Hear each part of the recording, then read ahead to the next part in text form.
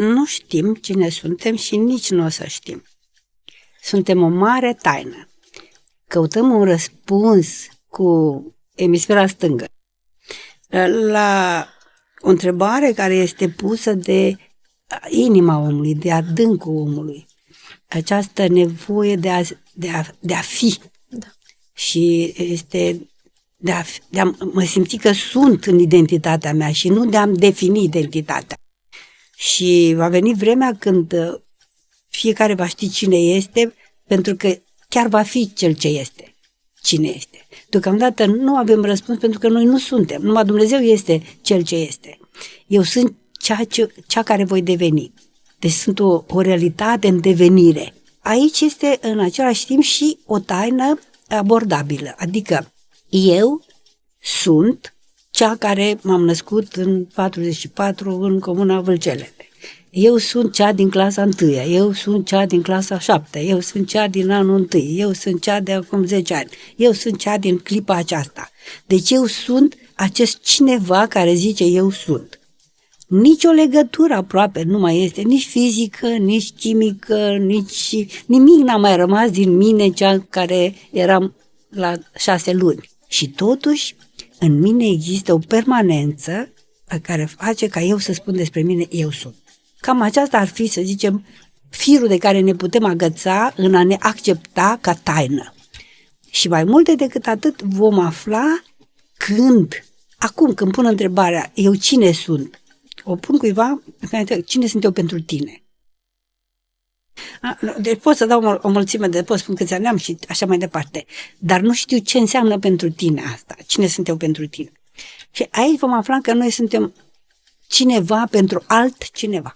Și dacă suntem atât de nefericiți și dacă suntem atât de bulversați, este pentru că noi nu suntem pentru altul, ci pentru noi. Eu sunt pentru mine însumi. Eu sunt eu și se creează această structură psihologică în noi care se dă drept bine. Da? Și de care eu sunt plină, dar sunt plină ca de un cancer, ca de ceva. Și atunci eu ce voi face? Te voi împinge ca să fiu eu. Am nevoie de tine numai dacă mă confirm pe mine.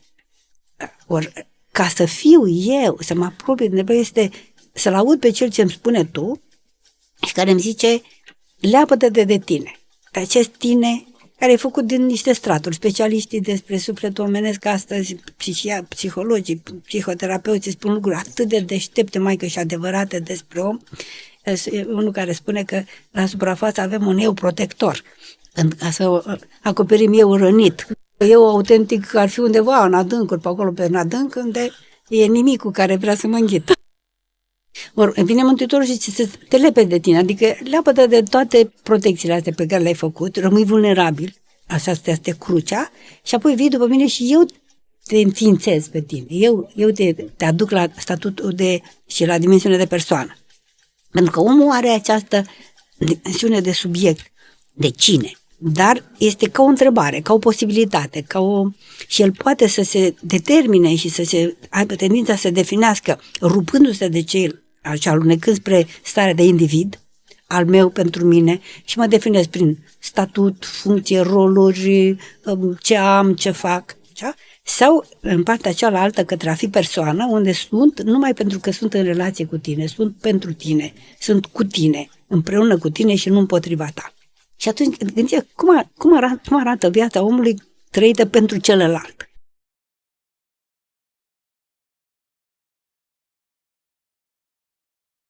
Asta e lucru bun. Pentru că așa ne-a făcut Dumnezeu. Da? Ne-a făcut cineva, ne-a făcut stăpâni peste tot pământul, ne-a zis să ne mulțim și să umplem pământul. Da? Cu ce? Cu sclavi.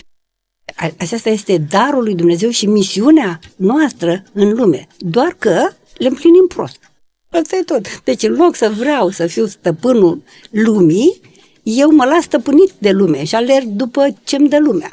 Și primul pas ca să mă vindec este să devin stăpân pe puținul care mi-aparține deocamdată. Deci deocamdată mie mi-aparține trupul meu. Da. Da? Și când învăț să fiu stăpân peste trupul meu, când îi dau, ce îi dau, cum îi dau, așa. Apoi peste sufletul meu, dorințele mele, poftele mele, iuțimile mele, dacă le administrez pe astea bine, cu ajutorul lui Dumnezeu, că altfel nu pot, Dumnezeu zicea, Bine, peste puțin ai fost credincios, peste multe te voi pune. Și de aici încolo începe bucuria. Deci în clipa în care ai învățat să stăpânești pornirile astea care te hărțuiesc în toate felurile și apoi stai de vorbă cu sufletul tău. Ce dorești tu, sufletul? Deci avem nevoie să ascultăm vocea asta adâncă și să întrebăm pe Dumnezeu, Doamne, cum îmi împlinesc eu nevoia să fiu recunoscut? Cum împlinesc eu această nevoie? Ca să nu mă duc pe căi lăturalnice care sunt fundături și sunt caricaturi mai de împlinire, nu? Dar să nu ne amputăm sufletul. Deci să nu ne închipuim că te duce la biserică și te duce la Dumnezeu, îți scoate organele poftitoare, îți ia dorințele și nu, ci pe toate le orientează corect către sursa, către izvorul adevărat. Nu te mai lasă să lipă apă murdară dintr-o baltă, ci te duce la izvor.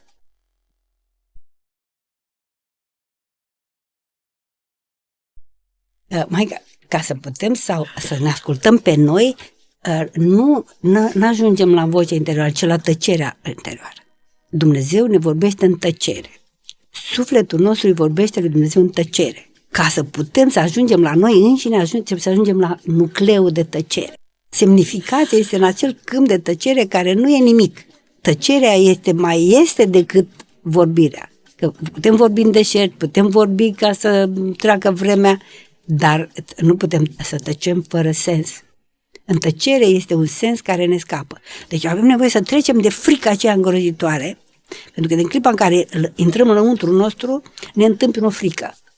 O frică, o senzație de gol, de hărmălaie, și atunci e mai bine hărmălaia de la televizor și de la așa, dăm drumul colo-colo și scăpăm de întâlnirea spăimoasă cu noi înșine, așa cum suntem.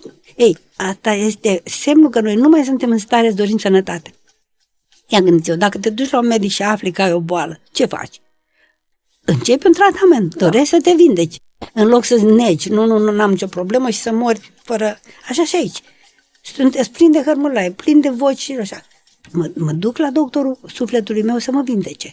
Și puterea pe care o primesc prin harul de la biserică, prin Sfintele Taine, mă ajută să străbat vămile astea ale văzduhului din interiorul meu și să ajung la tăcere. Și dacă omul ar tăcea în fața lui Dumnezeu un sfert de oră din 24 de ore, viața lui ar fi cu totul.